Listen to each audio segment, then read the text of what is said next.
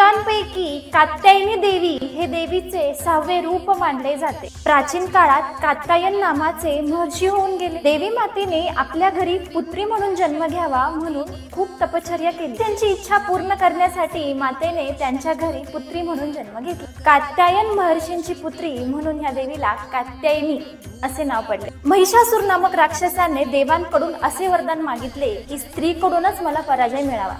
का तर तो स्त्रियांना दुर्बल समजत होता। मातेने योग्य वेळ आल्यानंतर सर्व देवांकडून शक्ती संग्रहित करून महिषासुराचा वध केला। देवी कात्यायनीला ब्रजमंडलातील अधिष्ठात्री देवी असेही म्हणतात। का तर भगवान श्रीकृष्ण पतिरूपात मिळावे म्हणून गोपिकांनी ह्याच देवीचे पूजन केले होते। योग्य वर मिळण्यासाठी कुमारिका ह्याच देवीचे पूजन करतात। ह्या देवीचा गुण शोध कार्य असल्याने विज्ञान युगामध्ये वैज्ञानिक दृष्ट्या मातेला अधिक महत्त्व दिले जाते।